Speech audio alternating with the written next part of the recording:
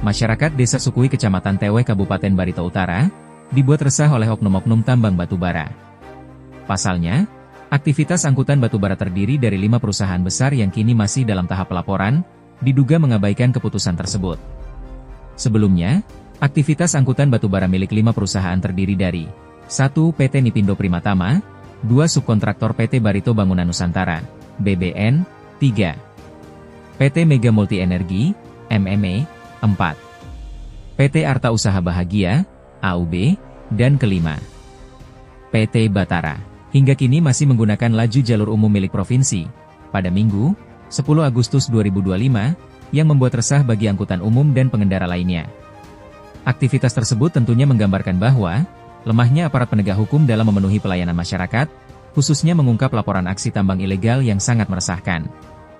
Hal ini diungkapkan oleh M, salah satu warga yang enggan disebut namanya, menyampaikan bahwa dirinya bersama masyarakat Sukui sangat terganggu dengan adanya aktivitas tersebut. Terlebih lagi, masyarakat setempat sangat waspada terhadap laju pengendara angkutan batubara yang tidak mengutamakan keselamatan.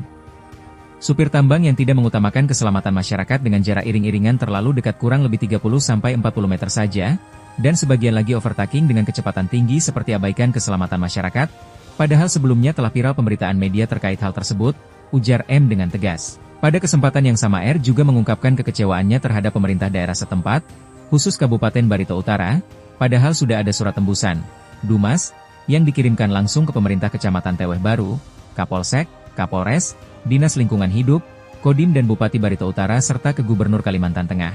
Namun sampai sekarang perusahaan tersebut tetap beroperasi. Menurut keterangan M, setelah viralnya berita tentang aktivitas tambang praduga izin IUP tidak diperpanjang atau perizinannya habis. Salah satunya adalah PT AUB dan beberapa perusahaan lainnya tidak diperpanjang perihal IUP. Namun, perusahaan justru menyiasati usahanya dengan memberikan santunan uang debo ke masyarakat melalui RT, Kades dan instansi pemerintah di daerah setempat, sehingga proses tidak berjalan secara transparan, dan perusahaan tetap beroperasi. Saya kira dengan adanya uang debo perusahaan akan lebih berhati-hati. Memang mereka keluarnya malam Pak, tapi tidak ada perubahan yang signifikan, malah semakin arogan. Tambah lagi penyiraman air yang tidak memadai, lihat saja seperti air kecing tidak lama kering, pengguna jalan roda 2 sampai tutup mata, itu kan sangat berbahaya, mestinya pakai mobil tangki. Cetus M.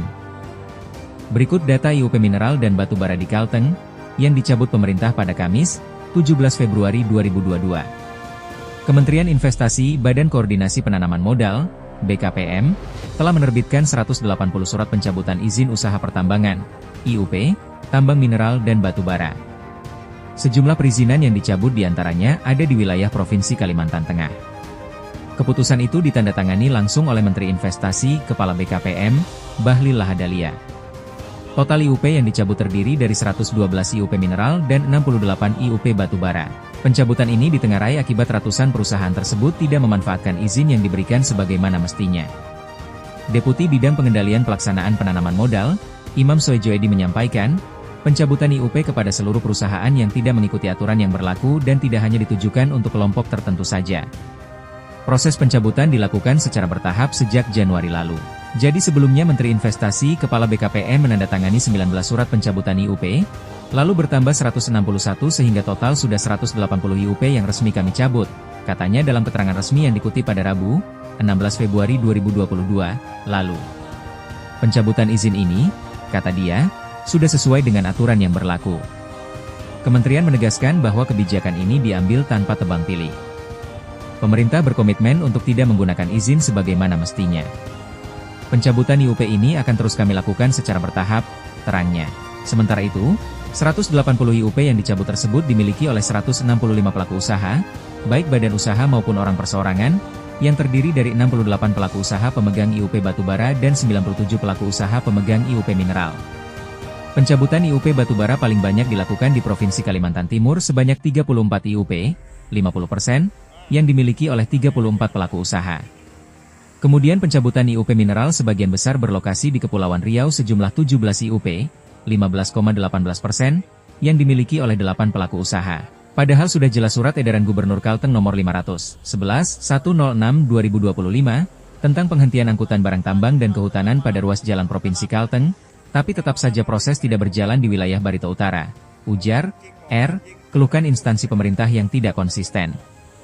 Menyikapi laporan dari masyarakat Desa Sukui, awak media akan mengawal laporan tersebut di pemerintahan Kabupaten Barito Utara Provinsi Kalteng, sampai tembusan ke instansi pemerintah pusat, agar ada tindakan lebih lanjut.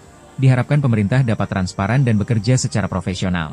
Sampai ditayangkan berita ini pemerintah desa, pihak kecamatan dan kabupaten setempat serta pihak-pihak terkait belum bisa dikonfirmasi lebih lanjut.